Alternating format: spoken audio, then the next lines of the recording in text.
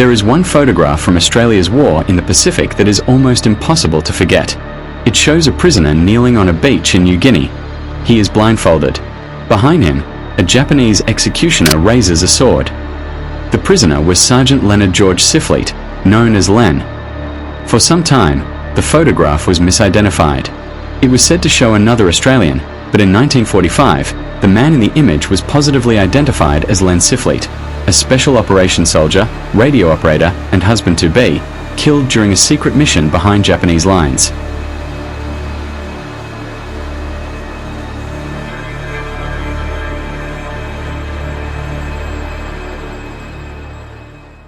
Leonard George Siffleet was born on the 14th of January, 1916 in Guinea, New South Wales. He grew up in a working family during a difficult period in Australian history. As a young man, he was known as a keen sportsman and a good swimmer. He also had a quieter side. In the late 1930s, Siffleet moved to Sydney looking for work. He tried to join the police force but was rejected because of poor eyesight. Then came the Second World War. In August 1940, Siffleet was called up for militia service and served briefly with a searchlight unit at Richmond Air Force Base. After 3 months, he returned to civilian life. But the war was widening and Australia's security was becoming increasingly uncertain.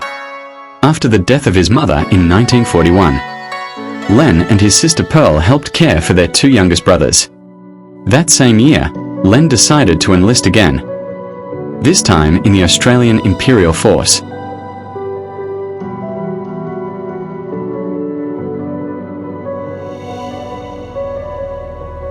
In 1943, a mission was planned to establish a coast watching station in the mountainous country above Hollandia, in what was then Dutch New Guinea. The Japanese had occupied the area and Allied planners needed information about enemy forces along New Guinea's north coast. The operation became known as Operation Whiting. Len Siffleet was selected as its radio operator. In May 1943, he was promoted to sergeant and transferred to M Special Unit.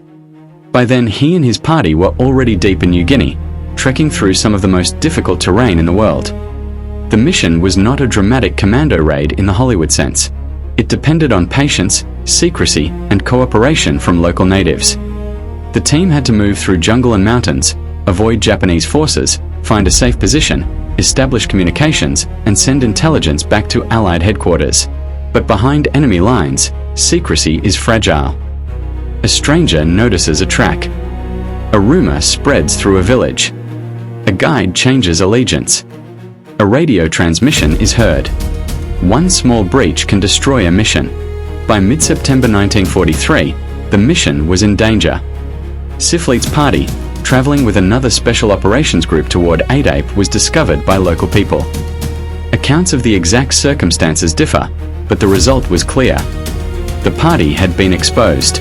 According to the Australian War Memorial account, Siffleet found himself surrounded by a large group of attackers. He fired back, wounded one man and briefly broke free, but he was quickly captured. Siffleet and his companions were handed over to the Japanese.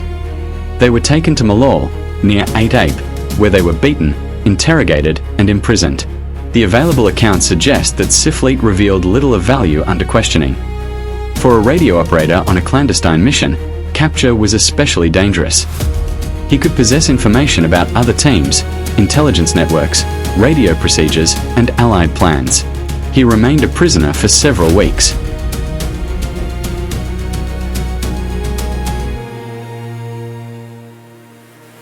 On the 24th of October, 1943, Len Siffleet and 2 fellow prisoners were taken to Adape Beach.